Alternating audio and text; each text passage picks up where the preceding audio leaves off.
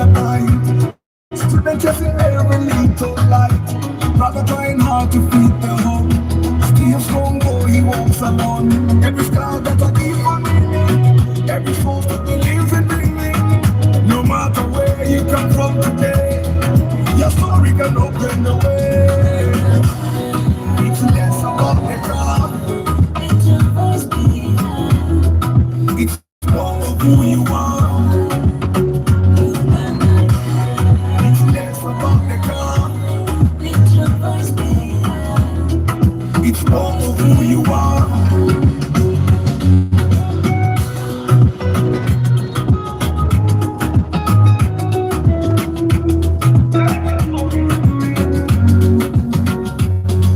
One car, many stories, many lives, many glories. For the love of cause Uganda, changing lives across the border. One car, many stories. Your story. Speak your truth and take your chance. This could be your winning dance. One car, many stories, many lives, many glories. For the love of cause Uganda, changing lives across the border. One car, many stories. Your moment, your story. Speak your truth and take your chance. This could be your winning dance. It's less about the car. It's more of who you are. It's less about the car. It's more of who you are.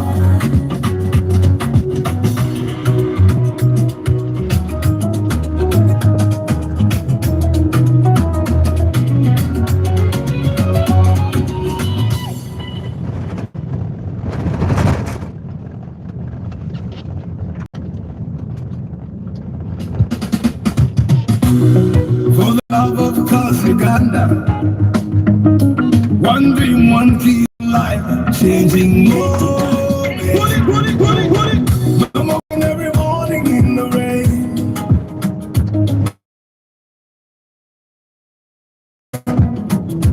Young teen carrying all the pain. Daddy working all the time today, believing for a brighter day. Tell us your story. Let the people feel your glory. Your voice will change your history. It's less about the car. It's more of who you are. It's less about the car. It's more of who you are. One car, many stories, many lives, many glories. For the love of cause Uganda, changing lives across the border. One car, many stories. Your moment, your story. Speak your truth and take your chance. This could be your winning dance. Single mother praying late at night. Student chasing every little light. Brother trying hard to feed the home. Still strong though he walks alone. Every star that I give on meaning. Every soul that believes in dreaming. No matter where you come from today, your story can open the way. It's less about the car. It's more of who you are. It's less about the car.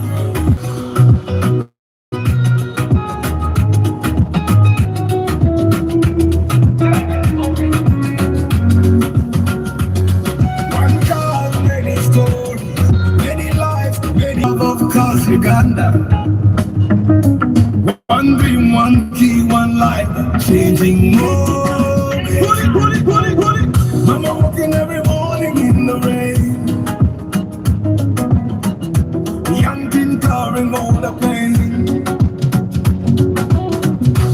Daddy working all the time today, believing for a brighter day.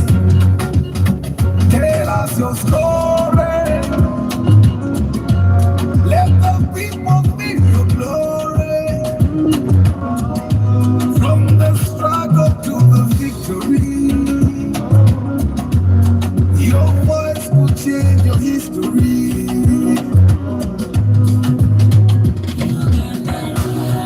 It's less about the car. Let your voice be heard. It's more of who you are. Uganda. It's less about the car. Let your voice be heard. It's more of who you are. One car, many stories, many lives, many glories. For the love of God's Uganda, changing lives across the border. One car, many stories, your moment, your story. Speak your truth and take your chance. This could be a winning dance. No matter fail late at night, students just in every little light. Brother trying hard to feed the home. Still strong though he walks alone. Every star that I give a meaning. Every soul that lives in me. No matter where you come from today, your story can open the way. It's less about the crowd. It's your voice be heard. It's more of who you are. It's less about the crowd. It's your voice be heard. It's more of who you are.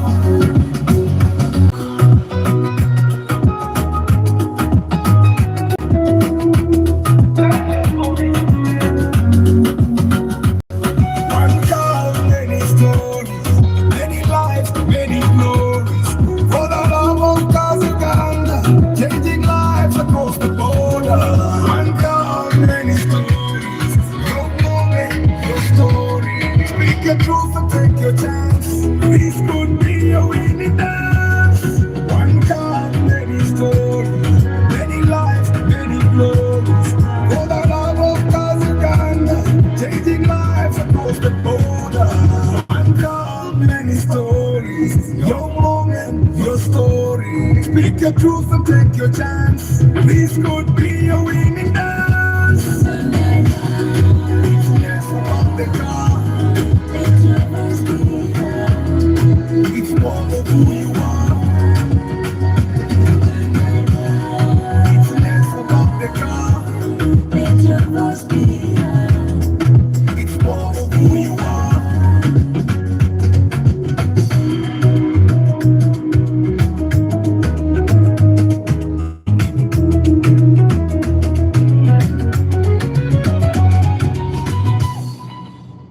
Good morning my people. How you doing today? Monday morning era.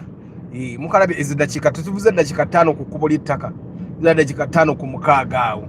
Ngate nvuga speed limit 30 kilometers per hour. So always maintain the speed limit.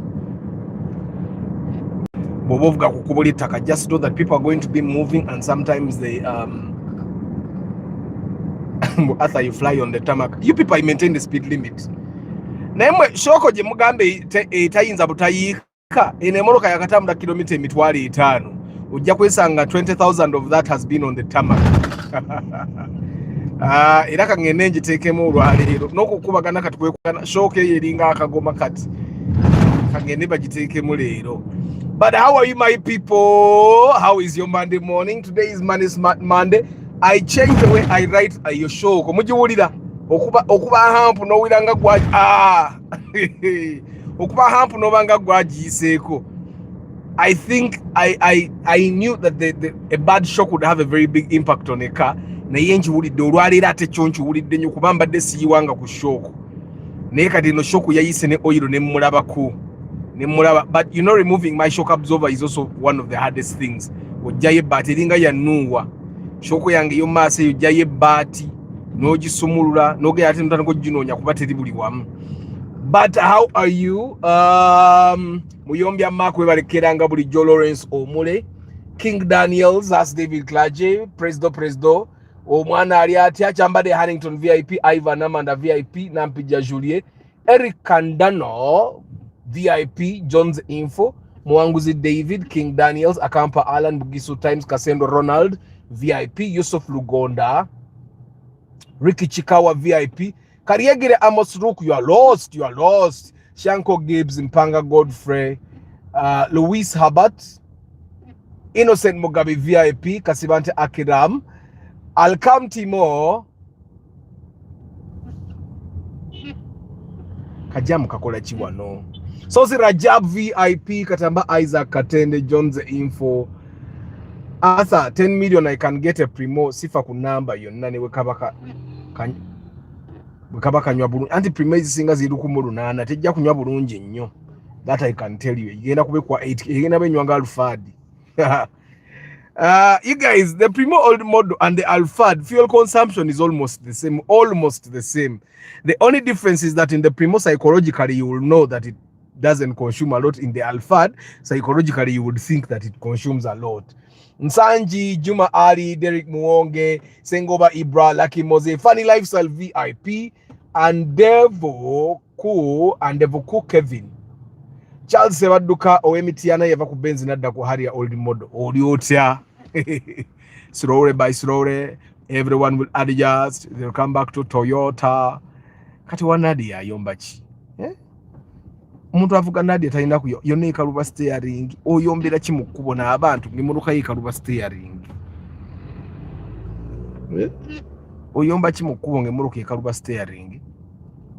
So anyway guys, good morning. The benefits of being VIP. Asadu Sulaiman VIPs watch the current project car 1, and that's actually a very big thing. They get to see the project car progress in real time. You don't. And they get to see my episodes of the cafe and future shows, and they also get to contribute to the well-being of the channel. Yeah, I know that's a benefit that I get, but when the channel is moving proper, yeah, even to be bigenda maso, the channel actually does have a lot of expenses. When and we were talking that Tenge afune emitwala asatu. He has millions of followers, millions of subscribers on YouTube, and he gets 300,000 shillings out of his YouTube channel. 300,000 with more than a million subscribers on his channel. And people used to think that YouTube makes a lot of money, and you just put video and YouTube will give you money. That's not how it works. You monetize in different ways. And obviously, one of the ways to monetize is you VIP guys giving me the 10K per month.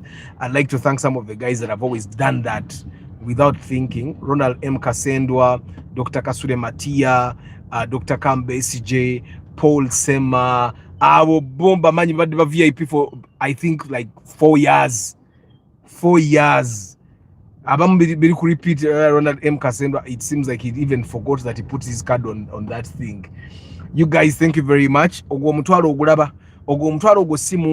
I can tell you that it's one of the things that keeps us going as a channel. You need to know probably that I have people that I pay regularly to make sure that we produce the content that we produce. And because of these VIP guys, most of you guys continue to see the content that you see, the reviews that you see, the videos like the one we did on cars you should not be buying. Those videos are paid for by the VIP club. So yes, you can contribute to the content as well. And as a matter of fact,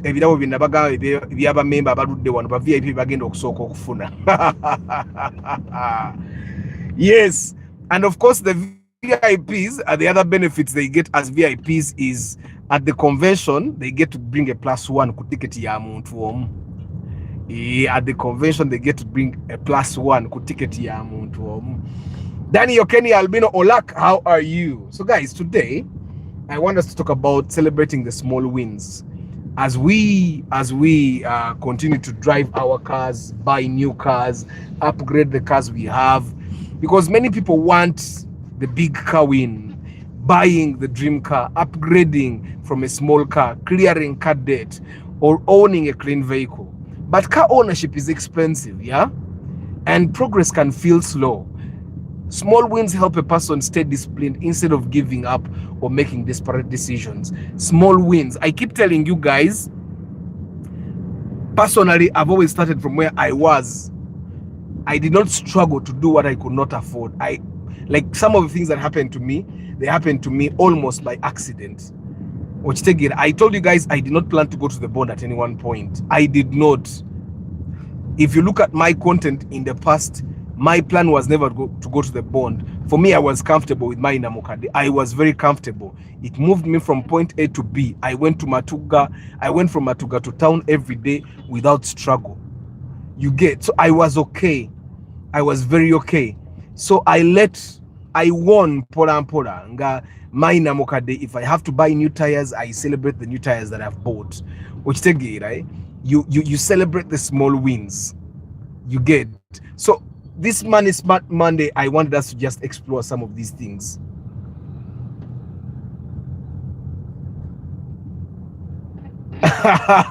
Akampa Alan, you need to engage. You need to engage. Julie, even you guys contribute a lot by watching the content, but we have to accept that these VIP guys, whatever VIP, if the channel generates 300,000, I have right now I have 27 VIP members. Bampo mutwalo channel webempe emitwalo asatu buli mwezi, emitwalo 27 gyaba abantu. I cannot take it for granted. When you guys watch the videos, when you share the content, it's a very good thing.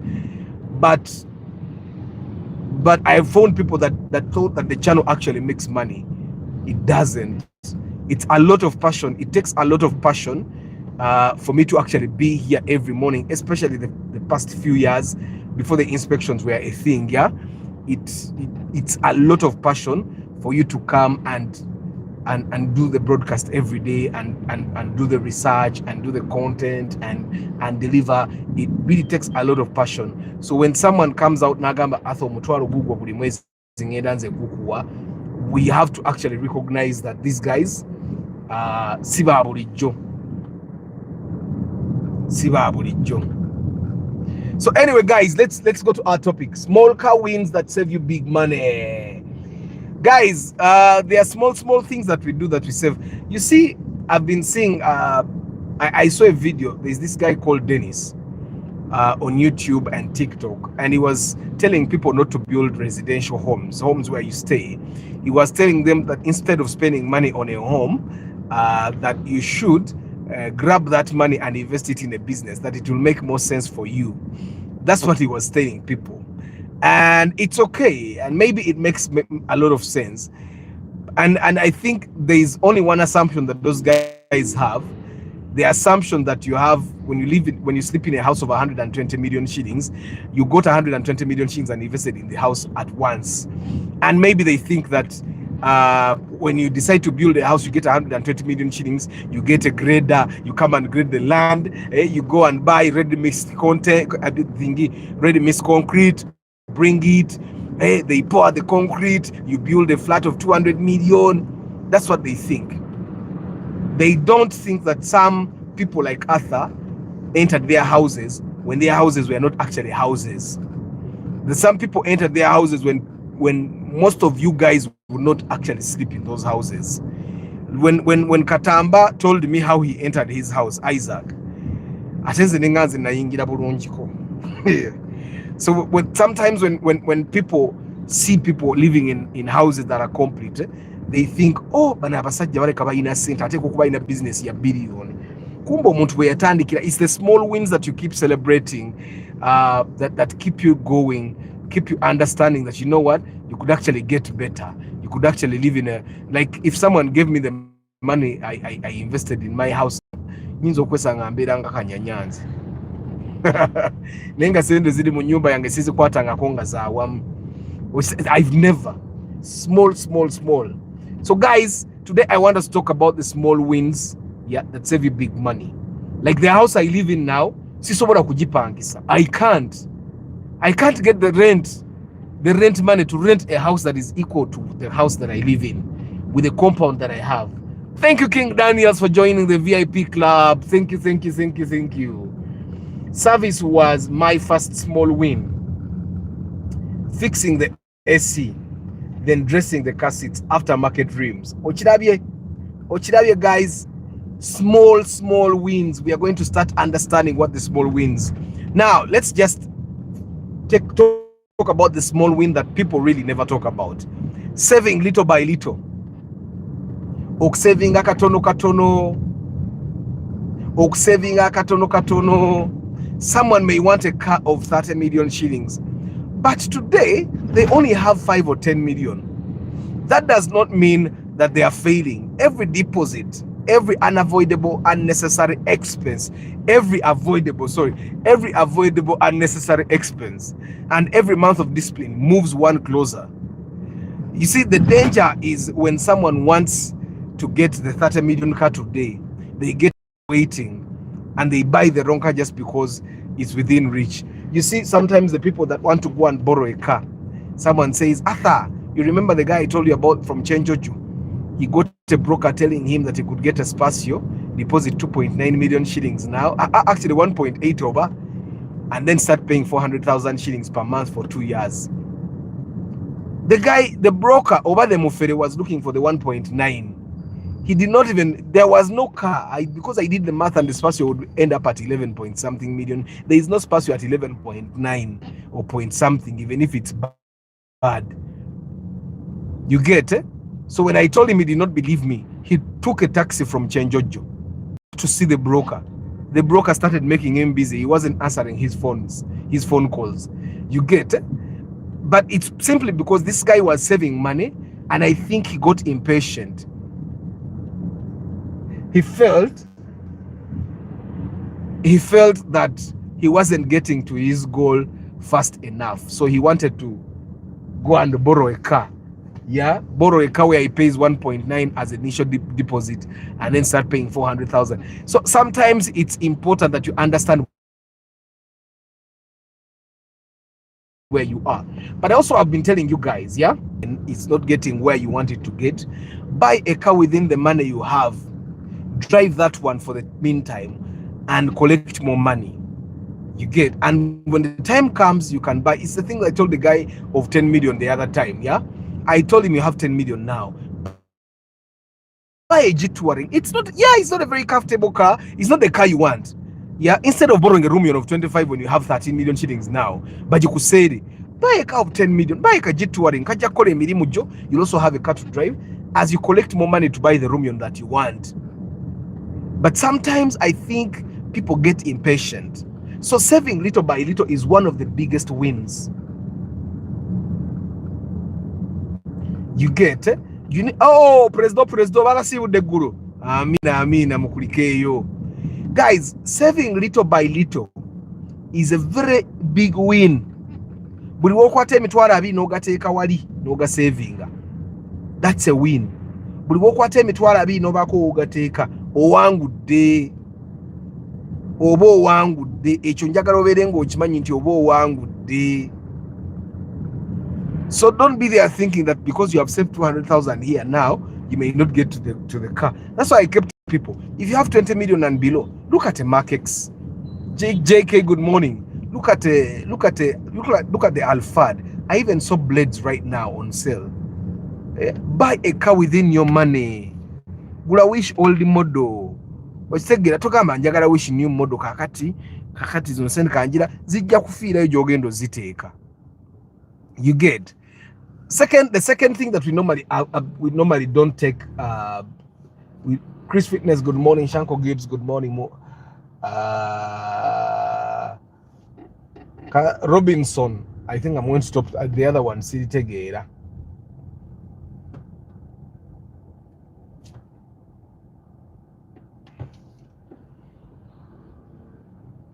So anyway, the second small win that we normally take for granted is avoiding a bad car. Bannange teri buwanguzi businga kuleka mmotoka mbi. Teri buwanguzi businga butagula mmotoka mbi. Normally when I go with people for inspection, there are times I tell them tujirekete tugula ddaye wakane sente zo. It's your money, go keep it. It's your money, go keep it. And I keep telling you guys, a person that has money is more powerful than a person that has cars or the person that has a car. Antibogisu times, if your money can buy a wish old model, buy the wish old model. There are people that don't like to borrow. Because send the wish old model million kuminamuna no soboro kusasusa sulako no funa wish new model million inga, let's say like 26, 27. So wish old model nature chinuwa na cho chigura. But you just have to make sure it's a good car. because if you buy that kangambi egenda kutama. After you might eat your words on Mazda cars in 3 years, they will be all over. I can't eat my words. Have I ever eaten my words with the Golf? The Tiguans, innocent, the Tiguans were everywhere 1 year ago. Where are they? Do you see any Tiguan on the road? Just show me a Mazda CX-5 that is on the UB. Let's say Mazda CX-5 on UBN. When the guy Mazda CX-5 UBN. All the Mazda CX-5s that we see on the road right now are on digital number plates. Where are the Mazda CX-5 that came on UBN, UBM? You get? So I can't eat my words. Me, I keep telling you, a good car will be a good car. A bad car will be a bad car. Some people can keep bad cars on the road. It's like how someone be in a bad relationship with a promiscuous woman. She will never stop being promiscuous. Just the husband is okay with the promiscuity, or he has nowhere to go, or he has low self-esteem. But a promiscuous woman will be a promiscuous woman. And there is no man in his right mind that should stay with a promiscuous woman. Mukazi waye abuwa mukwatira mbwenzi boti gobe mbwa. Mugambe gendo obere noli.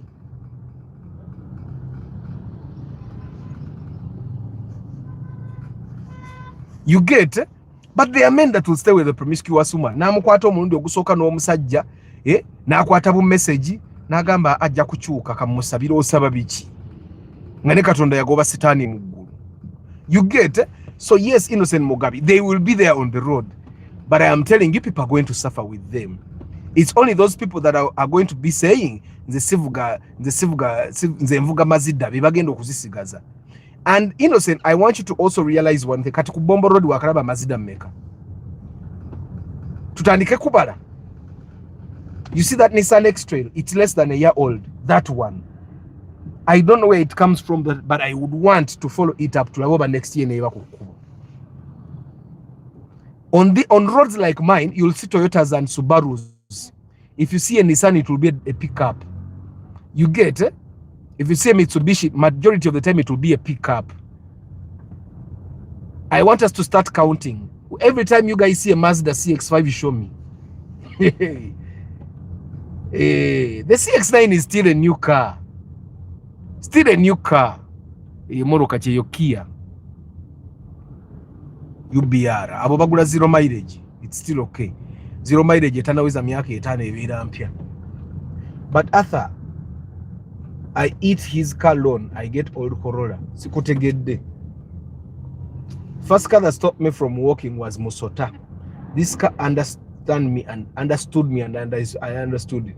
But Tiguans just disappeared from everywhere because they are bad cars. A bad car is a bad car, my people. Guys, because I have a bad shock absorber, I cannot go to the tarmac, to the maram.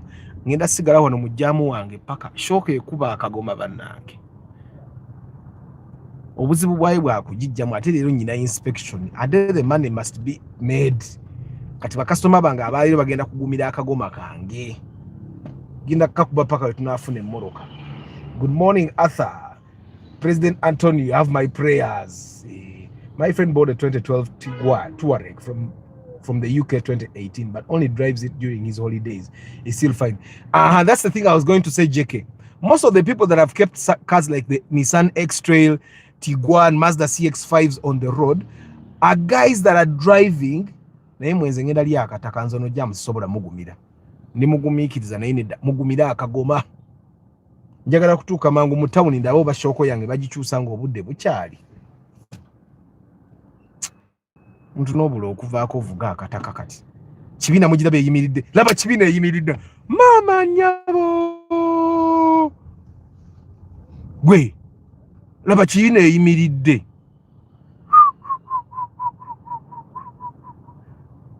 gwe kireka ne essa akola. There is no auto translator. I deactivated it a long time ago. Chenso kokola the moment the broadcast starts. Mwe engeri jengendo okulya akataka already. Ate nyine kubo lyangeri nazuula nyine kubo lyangeri nazuula kale mugumira akagoma guys nyine nkyuse shock yeyi. Okawulira akagoma Antonio okawulira mama bani glotata alisenga akagoma takawulira ne mugana ye emoroka eno ngekuba akagoma eventually naye natandika okukawulira she is sweet. Teddy. We are no mukazi nga mwenzi, but she's sweet. So anyway, guys, we are talking about how avoiding a bad car is an actual win. Omuntu yena agenda ogula emmoroka ng'oli mu katale olwaleero, sometimes going back with your money is actually a good thing. You taking back your money home. Boddayo ne sente z'ewaka. You remember the guy gwe twali tunoonya n'emmoroka yali ya miliyoni 10 oba na 3 ne tugenda kuyipusaamu emakindye ayipusaamu teriiyo. Okitegera, he went back with his money, and eventually when he went back, the people that were selling him a wish of 16 million, you get it? So sometimes we feel like we are losing by not getting the to get, you are winning by not getting it. Nze nyina abantu bangi betutaguze nabo mmoroka naye bwaba uli gamba no, you actually win by going back with your money. So avoiding a bad car is a good thing. Sometimes buying a car that was stolen, or buying a car with a bad engine, or buying a car with a bad gearbox, it's not better than going back with your money. Shokoza Prius sinyangu bana abantu tebana bakutandika zireeta. Tebana batandika zireeta kyovola bangulako emwe musijja gula shoko 2.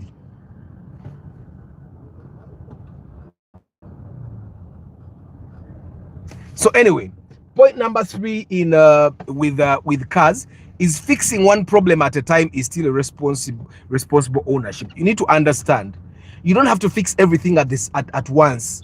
And I keep telling people, when we buy your car, you don't need to go simanya, they spray the car, they work on the shocks, they work on the suspension, you do service of the engine, of the gearbox. Do one thing at a time. That way you'll not feel the pressure. You'll not feel like you're spending a lot of money at the same time. The best thing you could do is buy 2 shocks. 2 shocks. Atezo shock ebiri zetagagula ngogula mu shock ompya. Tekikuyamba gula shock onkadde ngogula shock simanyo gula shock 2 gula ye yetaaga eyo. Some people get discouraged when a car has several issues. Emipiira, shock absorbers, oil leakages. Nemwe lwaki sigala wano tewatambule. Tewatambule wano kansigale leero. Ndaba watambule eri emayoga yewabadde tewatambula. So the smart approach, guys, when you're working on cars is fix only priority things. Either the people we have inspected cars for, they have told them, like Serunjoji Matthias, how far do you go? Nangamba atamvuga mu kibuga nemuga kati moroka eno yitaga wheel alignment. Na wheel alignment so kojireke, because doing wheel alignment will require you to get the suspension out bakebero obukonokono bichichichi which money you don't have. Right now the priority is the doors. Genda bakole enzigi. Bonomba enzigi soko ogivuge. After some time genda okole obukono bichi bakole alignment. There is no other thing that can needed. Yali yetaga wheel alignment na nzigi. You cannot do wheel alignment without fixing the suspension. Katola ngenda teka mu shoko 1. Uluma teka mu shoko ngakola wheel alignment. Nissan X-Trail T31 is reliable. You drive it like Mose. I keep hearing people say, theoretically push T31 around. The people that I know that have Nissan X-Trails are suffering. Are you telling me all of these guys, none of them has a T31? Lucky Mose, do you drive a Nissan X-Trail? I would want to see someone that drives a Nissan X-Trail telling me it's a good car. All the people that have Nissan X-Trail are just stuck with them because no one is driving them. No one is buying them. You get? No one is buying them. So guys, point number 4 is saying no to pressure is a win. But now, guys, I've seen people that were pressurized into buying a car they did not need. They have been pressurized into buying a more expensive car. They have been pressurized into buying a less fuel efficient car. They have been pressurized into buying SUVs when they don't need. You know, you find someone buying a car saying bananda babatya simanya. There's a guy I saw one time naganze usijajigura neighbor wange javuga. Like, who cares? Your neighbor is driving that car because it's what he can afford. He's not driving because he wants to be better than you. And you're saying, I'm not driving that one because my neighbor drives it. He will think I'm copying him. What makes you think your neighbor thinks even? What makes you even think your neighbor thinks about you? Your neighbor has his own problems. That pressure there. That pressure there. Nissan X-Trail gearbox is rubbish. Carbon build-up and overheating. Me, I don't care about what problems it has. As long as the people that have that car are suffering, it's a no-go. I want to get someone that is driving a Nissan X-Trail. I want him to be as honest as we are here. Okitegere njagala omuntu abeere honest ajja ngambe Arthur inze ajja ngambe Arthur nze mvuze Nissan X-Trail emyaka 5. It is as reliable as a RAV4. Yes, maybe it's more fuel efficient. But what's the point of saving money on fuel and spending double that money on maintenance? Like Mose, or saving emitwalo 10 mafuta, bw'omala emitwalo 10 n'ogattako 2 n'ogula spare. Ng'owarafu wa saving emitwalo 10 akyalina ssente okusinga nga n'abagigula weebali RAV4 ye. You get Lucky Mose. So guys, saying no to pressure, friends, brokers, relatives, sellers can push buyers into bad car decisions. A buyer who says, let me first inspect first, or this car is above my budget, or I will not buy this car because the engine is bad, or the fuel efficiency of that car is not what I'm looking for, has already made a smart money decision. The discipline deserves to be counted as progress. Sometimes you guys, we think that going from point A to B is the progress. Sometimes staying in point A is the progress. I don't know if you guys get what I'm saying. Sometimes okusinga okutambula ng'odda mabega asigadde mu kifo waali asinga n'otayonoona. Carbon build-up is easy. Take the car to bypass and drive above 110 kilometers. You will thank me. Not in the X-Trail. You see, Innocent is just telling you some of the things that you can solve. That if you don't let the car overheat, it's okay. If you solve carbon build-up, it's okay. That that if the Nissan X-Trail CVT works with you, it's okay. The Nissan X-Trail has no friend. It's like those Mercedes Benzes. Sebaduka nga yali ayagala Benzi. Sebaduka yagambye neighbor we Benz agiparkinze emyezi 3. Kati Benzi yagivuddeko. You get. So it's important that we just understand. You may find him fearing his neighbor. We'll say copped him. Neighbor is also copped from someone else. Exactly.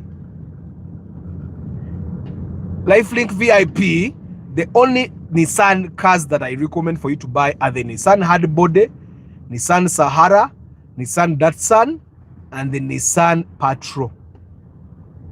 The rest in Uganda, at least, if you want to buy the rest 0 mileage. But if you're buying used here in Uganda, Patrol, Hardbody, Sahara, Datsun, Zoka. Second generation X-Trail model, so that 8,000 I think was it. You buy.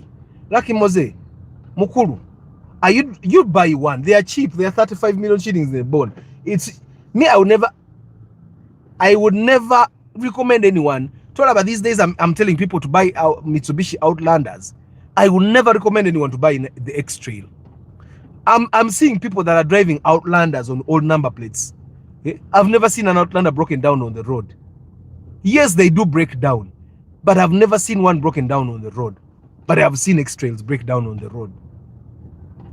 There is no week that I pass that I drive a full week ngasirabe X-Trail for the kukubu. You get Isaac unavuga Isaac njagala kuterako sente okole ebintu byange ebiri. Obadde obuze nnyo kansoke nkutereke ekyabiri leero. Ebintu byange obitandikeko. Obitegedde Isaac. Many Ugandans live to impress strangers and end up financially straining themselves. When people don't care about us, they don't. So saying no to pressure is a win. It's a smart money move. Togula morokoro kuba abantu bagambye. Okitegera togula morokoro kuba abantu bagambye. Tokola bintu because of the pressure of the public. The public will laugh at you. Banange people laugh. Mwete mulaba waliwo omwana wa chairman. omwana wa chairman yekoze obusolosolo ayina abamuwaana. Omwana wa chairman bw'anaagwa abaana bagenda kumuyeeya. Chairman weeyoffe ku kyalo. Chairman bamuyita simanya Kaggwa. Chairman Kaggwa. Omwana we yekoze ebintu anti chairman yalwala. Kati omwana yalinga chairman yalina stamp y'ekyalo. Chairman kyatakoze bantu. Chairman agenda chairman mutabani wa chairman akoze ebintu. Chairman asirise. Naye omwana wa chairman agenda kuwa ne chairman agwe ababadde bamuba olube abaana bennyini bebage abo bennyini ade bamuwanika bebagenda okungola ki bebagenda okugamba twamulaba wano nga yeekola ebyekisiru. So anyway, pressure. Say no to pressure if you're going to buy a car this year. Say no to pressure. Probably the other thing that you guys need to take note of is learning as much as you can before you buy is a win. You guys that are here every day, you learn as much as possible. Some of you guys have learned enough to inspect cars for yourselves. Bravo. Learning as much as possible before you buy a car is a win. And a big one, okuyiga kintu kikulu nnyo amagezi bwe bugagga. Kana akakuba mukajjukira nga tebannakakola. Balinga abakamaliza bagenda kukola side steps ze bayita shoulders. Nente z'abannanka ne ziizo. Zo ziri mu kibuga ziyitaaya. Kati n'okwatako emu. That's when you know that guns were made for people. So guys, learning, a person who learns about fuel consumption, spare parts, common faults, resale value, maintenance costs is already ahead of many buyers. Goboyingira mukatale nga you're educated about these cars. Ngochimanyi, like I've told you, buying a Toyota Alphard, buying a Primo old model are almost the same things. The only thing is the Alphard is bigger, gives you more space, gives you more prestige, but the Primo old model 1.8 will consume almost the same as the Alphard 2.4. Okitegeera okujjako nga Alphard ndwadde, but they'll consume all. Eyo Primo kuwa 8 kilometers per liter, olumwe so kuwa 5. Alphard, Kawundo, Vanguard, Kuluga nazo kyezikola. You get. You need to understand that understanding the difference between buying a cheap car and maintaining the cheap car can save millions. Just understanding that difference. Just understanding the difference. So learning as much as you can before you buy a car. I am the chairman, my namesake, and also a wolf. Olimugezi nyo. I was also informed about the chairman's son behavior. Bamuwana. But he's messing. Kugaya mutabani wa chairman cheyekola. But when does one stop being a child? And it depends where you grew up. Katolaba fewafeyo chairman Kaggwa. Chairman yo yakuza bubi omwana. Yakuza bubi nnyo omwana. Ate tamanyi. Kati omwana omanyi chairman abadde ewafeyo ku kyalo. Abadde chairman emyaka tagenda mu 5 nga chairman. Yatandika okubeera chairman nga alina emyaka 2. Chairman agenda weza myaka 7 chairman. Naye yakuza bubi omwana. Okitegeera kayate chairman abantu badde bagambye bajja kungamba mbatwale wa chairman. Tutwale wa chairman tumulabe. So mutegedde bya chairman. Bya chairman bizibuzibu. But anyway, baneka translation akajjemme kalemeddemu.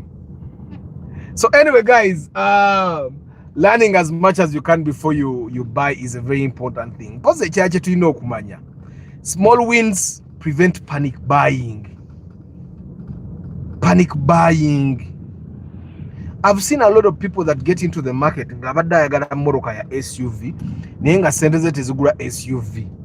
Be bantu abasinga bemusanga n'avaayo n'ekicheck straight. Hey, there is a guy bamunyumiza yagenda yali avuga visitor ye mirembe n'agitunda kanagenda n'agula extrailo yagina ne makanika n'amugamba ne moroka tewali jiguze ko ye nedda nze njagala moroka ya waggulu bagijja mu bondi korolo nyinyi bagijja mu bondi nezikira bagigula side ze Rubaga baba bakira wali eri Cold Kampala nezikira kolo yasulao. The same day he bought it, the car slept on the road. The same car he bought it, the car slept on the road. And then he had a bunch of problems with the same car until he sold it. Then there is another person, they told me he's a big man also. He also bought a Nissan X-Trail. You know the excuse that some of you guys, when you're going to buy, some of the excuses you give, you be asking, kati baba sifuga basifuga batya? Mwe mutaina sente, mwete mmanyi bamakanika batuufu gye bali. Oyo makanika omutuufu oyo ajja kuleetera ebizibu anti gwomanyi gyali. Ne makanika omutuufu bijja musobera dduke. So muzeeyi agula X-Trail efuuka X-Trail. Ate X-Trail ng'eva ku kkubo ne bafunayo parking we bagiteeka okumpi n'ekkubo makanika nga tebakyagituusa waka nti ewaka walako. Kati nga bagiteeka kumpi ne main road makanika waanaagisanga agitereezenga. Otegedde Shanko Gibbs story chairman weye wafeeyo y'oku kyalo chairman. So anyway guys, instead of panicking and buying a bad SUV, buy a small Vitz. Buy a small Vitz. You get it? I know you want an SUV, but you can't afford an SUV. You get it? You can't I've seen people that struggle to build big houses. Natuka nozimba ennyumba natatadde mu bbiimu kubanga ayagala ennyumba ya bisenge bitaano. First build boys' quarters and sleep in the boys' quarters. And then when you get the money, start building a big house. I have a friend of mine. Yaje wange nalaba ennyumba yange. Nangamba naye kansooke nzimbe wano bulumu bwange bubiri. N'abuzimba nga bulungi nnyo world class. Kati agenda tandika okuzimba ennyumba ennene nga talwanda tapanikinga agizimba mpola mpola. That will, kati you need to understand, win mpola mpola, because when people ignore progress they become desperate. Desperation leads to poor purchases. Buying the cheapest option, ignoring inspection, advice, choosing looks over condition, accepting bad loan terms. Banange, you people buy a car of 35. Small wins remind the buyer that they are not stuck, that they are preparing. Guys, don't panic. Nze ngula kyensobola si kyemenya nansi. Semenya nansi. Wa mama bani bwe yanteka ku pressure y'omukolo ne mga waayi. Wega tukole mukolo nga tituli mu tenti. Tugende mpola mpola. Era kyovola abantu abapapira emikolo batomera. Abasajja abapapa okuwasa abakazi. Kazi akussa ku pressure. Kumba empisa alaba empisa embizi n'atera okufulumayo. Akussa ku pressure muwasema nga tezinafulumayo. Kyovola immediately after the mikolo empisa embi nga zifuluma. You get it? So don't panic. The small wins. Mpola mpola. So I want us to go a little bit into the practical examples. Because of the way. My sound is bad. Is it? Arthur, you wanted the Benz, my friend. I no longer want Benzes. The Benz naziva akoda. Is the Muruka nazirikira abagagga. So let's try to talk about small practical examples so that you understand. The small win is that you save 500,000 towards buying tires. The tires probably cost you whatever okupapa. Guys, one thing I've realized these days, it's the big men myaka atano nkaga buy no okupapa. Over they think the things they have failed to achieve in 30 years they are going to achieve in 1 year. I don't know why most of those double cabins that are being driven by, they are driven by senior citizens, 60 years. I name V yena khadiye embazi guddemu ne papa. So guys, you save 500,000 towards tires. Maybe the tires cost 1 million. But tires affect braking and suspension. But saving M12 gulake mpire ebiri gitekeko. Wait until you make another 500,000 to buy 2 tires behind. Topapa togenda atekwe wala sente za mipira. Gulakezo ejojo sobola. Okitegere moroka jivuge nga bodoji nga abasirikale. That's how we all survive. Jivuge nge babera abasirikale omanyaawo n'otatuuka yo. Katulaba wali wempise wabadde abasirikale. Wali wakakuba akavaaka k'ettaka. Gwe tobatuuka kuvaako. Ate bana akugoba. Tebajja kugoba. Bono ogula emipiira enanga ne giwera awo. Then you can get to them. You get it? The small win is you service the car on time. You get why it matters is that preventative maintenance is cheaper than engine repair. Service bwetuuka genda yiwa oil, kyusa oil filter. Yes, cabin filter yinza obata tasobodde gikyusa, oyinza tasobodde kukyusa air cleaner, soko yiwe oil. Then tomorrow or the next week buy the air cleaner. Okitegera brakes ziweddeko bagambye ezo maaso n'ez'emabega ziweddeko, babuuze ziriwa zennyina okusinga okukola za maaso, teekako ezo maaso, genda onoonye sente za brakes. You get just work mpola mpola. There's another small win. You reject a car with a noisy engine. You know why it matters? Why it's a win? Because you avoid the possible engine replacement. Kinalingambo musajja wa Spacio. Nomuka kanu kamotoka ka milioni 17. Ka milioni 17. The thing that happens, guys, the people that look for their own cars, tebagala kumpuliriza. Kirabika agamba nga neze enoonyereza katono yeefula ntegeerera ennyo yazifunye. Because that's what you guys be saying. Because you look for the cars yourself, you think I should not be able to understand for you. You get and in a way it might make sense to you at that time. There is another small win, guys.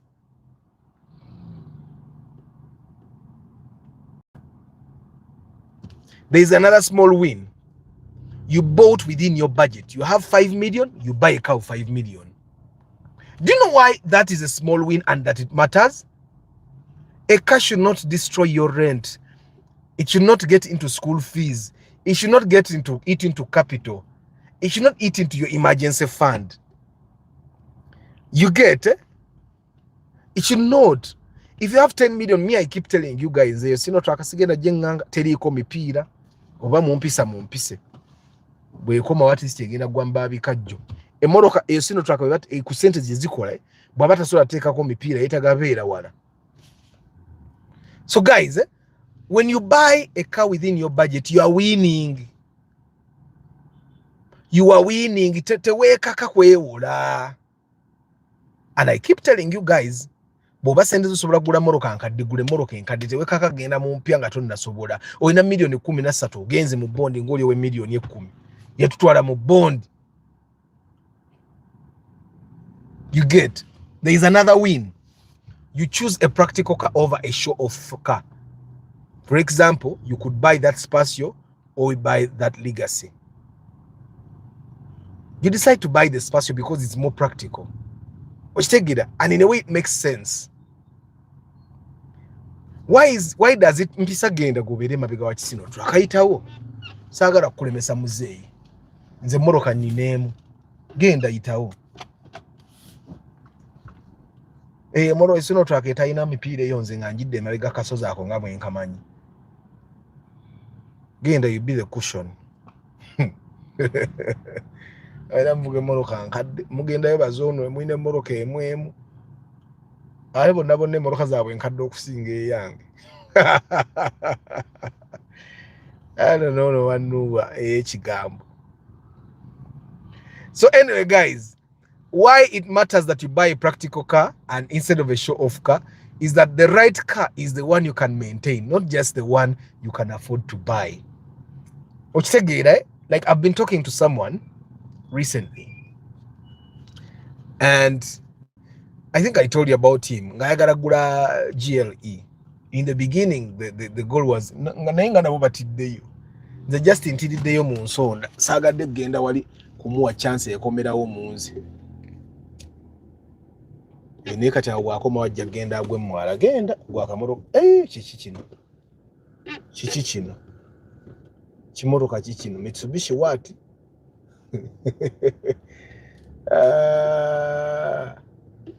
ogira ataddemu ne double indicator.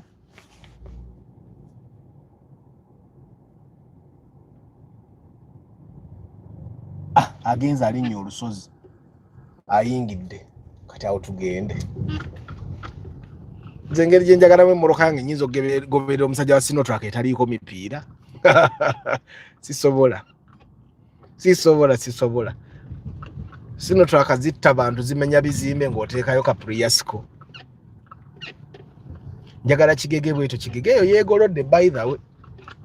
yeegolodde bulungi nnyo naye maama emabega nga eringa ki.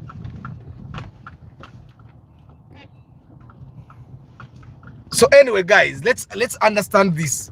Many people think that the only car win is buying the car. You know, when I say buying the car, it means you buy the car you want. But this Money Smart Monday, we need to be honest. Sometimes the win is saving a little more money. Sometimes the win is walking away. Walk away from the bad car, walk away from the bad decisions, walk away from the bad engine, walk away from the bad body. Yeah, sometimes the win is fixing one problem or refusing the pressure from brokers and friends. In car ownership, small wins can save you big money. Ekyo njagala okijjukirenga. Okitegeera bwe bakugamba nti water pump eyo kati ekaaba gikyusa water pump ate tolinda mmoloka kuchamuka, because if a water pump is not working, chances are high that your car will overheat.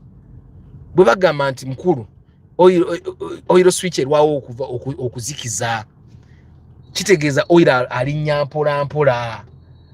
I don't know if you guys get what I'm saying.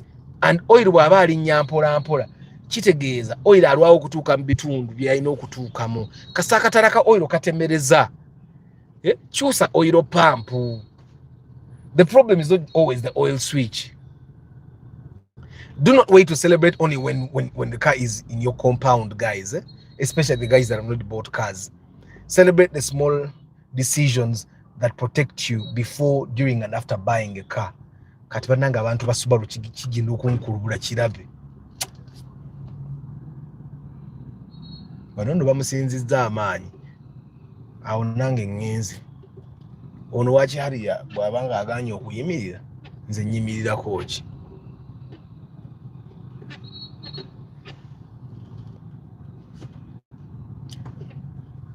Nemwe bagay munda abwe sina panic nze mukubala. Sinayo panic nemu. Neyo kigege nayo nnungi eyo ogiraba ekyegolo anti kati am kigege shopping. I am kigege shopping. Asa, actually you're talking to me directly. I have 17 million eranzi jawo 17 million jafune moroka. Kastato jano tandika gamba njagala paso sete. Muntu ajja ina milioni 13 nagala paso sete. N'omugambo ojja kufuna ene moranze sizagala ezo nkadde. Oyi guy yajja ne chaliwe nga balina milioni 15 ko gamba ye motoka nvundu ku milioni 10 oyina, you have a right to say motoka nvundu. Eh?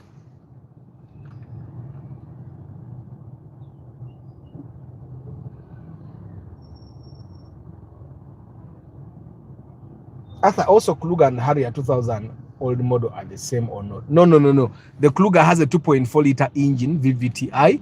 The Harrier old model either has a the 5S engine, which is a 2.2, or Jivaita 1MZ, I think the 3 liter. Jivaita 1MZ, I'm not sure. Arthur, could you recommend Toyota RAV4 short old model for a person driver? Yes. Ade njagala ko ina mama bani ka RAV4 short nga project nkamuwaniki renti nkamukolera amajorobero agenda ajogensi nsanga omusajja nga ayimiridde ku moroka eyo mugambe vaawo. Abasajja babeerawo nga bakwana bakazi baffe. Mama bani namugamba gwe buli musajja akukubira nga akwana kukubira ku simu mugambe alina kuba ready okuwasa. Era mwena abasajja mulina okugamba bakazi bammwe. Of course kati waliwo abasajja balina bakazi bamukwane mugambe genda n'oyo va wano. So anyway guys, Money Smart Monday muloza tekomye wano. Buying a touring wouldn't be bad, but getting a clean one is not easy. Naye gye zirye nnungi anti kati innocent touring at 10 million will be clean. 10 million is not easy money. Actually, you can even get a clean one at 7 million. Okitegeera. Nissan Terra katino gwe Louis Hubbard, that Nissan Terra is in ekibanda. Bagivuga ne bajja mu kino ekibanda ne bagitwala mu kirala. Ate wali wagigula. Teri. That's why next year I am coming for Spacio old model. I'm having 10 million shillings and going back to a border. Ate 10 million shillings aguze market musota kusinga. 10 million shillings, aguze Mark 2 Musota akusinga. Let me see which other car I can see at 10 million. 10 million Mark 2 Musota is a better choice, by the way. If you could get a Mark 2 Grand, Spacio old model is one car that I don't recommend. You will reach a time of selling it and no one will want it. I am telling you for a fact. Atenge enywa, Spacio old model enywa.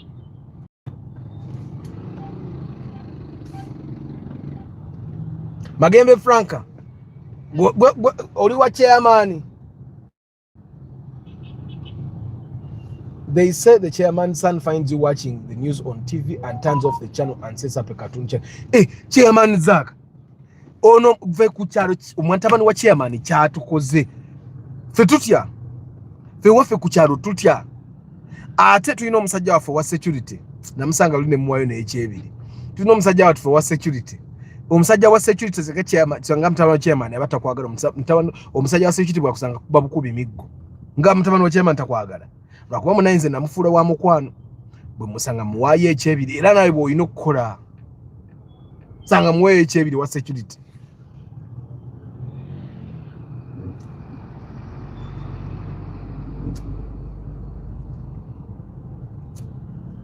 Toyota electric nagirabye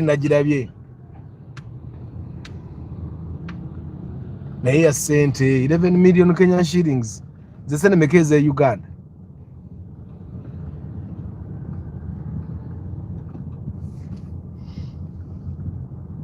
Arthur, any old small car that has good consumption. Anti old small car. Which old small car though? Wenagula 10 nekosa nayo siji recommendinga nshenga ingini rawumu ingini ya rawumu eyo 10 gitwaring ne 10 zezi mwezo.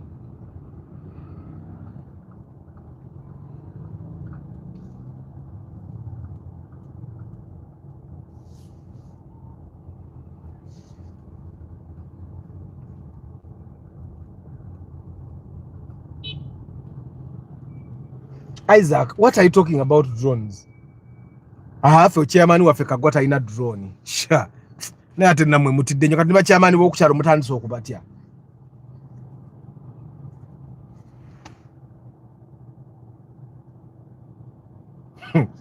Isaac.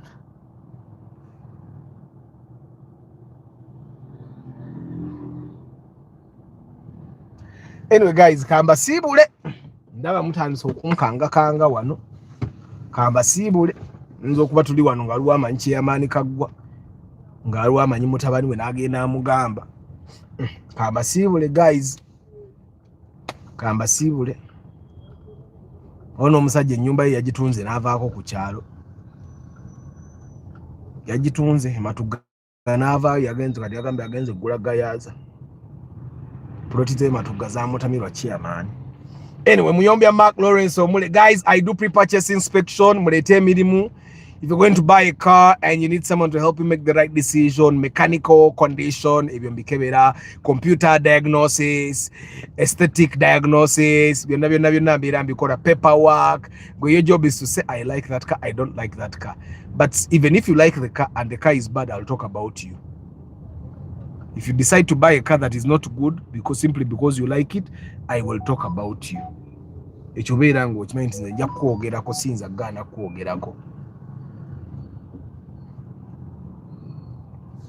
so muyombya Mark Lawrence omule, King Daniel Zas, David Klaje, President Antonio Mukulikeyo, Chambari Hannington VIP, Ivan Namanda VIP, Joliet, Eric Kandano, Chinyera, John Zein from Wanguzi, David, King Daniel, Zakampa Alan, Bugiso Times, Cassandra Ronald VIP, Yusuf Lugonda, Nampija Joliet, Ricky Chikawa VIP, Kariegire Amos Rook, Shanko Gibbs, Mpanga Godfrey, Innocent Mugabe VIP, Louis Habat, Alcam Timo, Nsanji, Juma Ali, Derek Muonge, Sengoba Ibra, Laki Mose, Andevu Kevin, Andevuku Kevin, Charles Sebaduko Wabenze, Yajivako na Dakwari ya Old Modo, Kagwa Mavin, Asadu Sulaiman, Katamba Isaac Katende, Funny Lifestyle VIP, Paul Sema VIP. Bana guys, munebalizeko abantu ba VIP abo. Sente ze batuwezo zituyamba nnyo nga channel to keep moving forward, yeah. President Antonio Nkumaze, King Daniels VIP, welcome to the VIP club. Casterino Robinson Mukono, Lifelink VIP, Chris Fitness, JK, Engineer Joshua, Innocent Mugabe VIP, Dr. Kambesije VIP, Francis Kalema, we love Ratsen, I don't know what that means, Isaac Luyirika, kankutereke kyabirika totandike ebintu byange, Edwin Kags, Bwama Martin,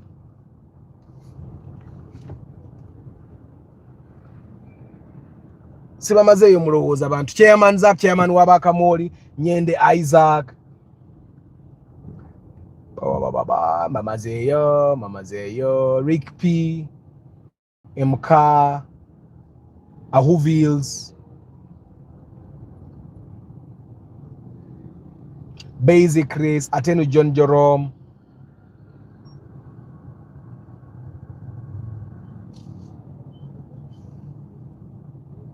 Elijah Brandon, Daniel Cool, coming, Innocent Tujja, Asadu Sulaiman, ask your question again. Guys, we don't need someone who to work with chairman. And the chairman again matuga. Having cash but choosing to pay in installment, is it a good idea? Yes. If you have something to use the money for, if you don't have anything to use the money for, just pay for your car in cash. Yeah, Abari Mukamori, I don't take you for granted. Guys, we are moving towards 100,000 subscribers. Tell a friend to tell a friend to tell a friend to subscribe, yeah, to the channel. And of course, if they want to watch the broadcasts and all our uploads, hit the notification bell. Kati nonya chikege bannange. Ndi mukunonya chikege project ka. Ni mama aba ni mukolero SUV. RAV for short, agende ye yagali. Naye njagala gula layisi. Moroka za layisi tezirabika. Sigenda gula moroka ya bei ate njongeremu ssente. Njagala kubba bubbi. Era bwemulabanga tutandise okukola RAV for short ne chikege at the same time nga mumanya. Nga mumanya mama aba njagala musipoilinga. Abeere nga kugamba oyo wa Subaru avuga ali ku simu. Avuga bw'asoma message ku WhatsApp. Eyo Subaru eyo. Simu agitadde wano wansi wa steering. Era ka Subaru ako munakalaba nga kali mu accident mumanya yoyo gwe twalabye. Amina president we bale banne balizaako ba VIP, everyone that pays me the 10,000 every month, you keep the channel going. Mwebale nnyo. And anyone that can spare the 10k kateke yo. You can use the MasterCard ya Airtel or Visa card ya MTN, or you can use Google Pay. Nze me, I have my cards on my Google Pay, so I can pay for stuff. I always need to approve the payment, so my money can't just go, but I use that. So anyway, guys, I wish you a very lovely day. Sijijukira Isaac. Most of those truck used this beza milioni asatu mutano. Amina David, you're welcome. Jango mu VIP club. So anyway, guys, mbagaliza olunaku olulungi. I'll see you tomorrow morning. May the good Lord bless you. Ciao.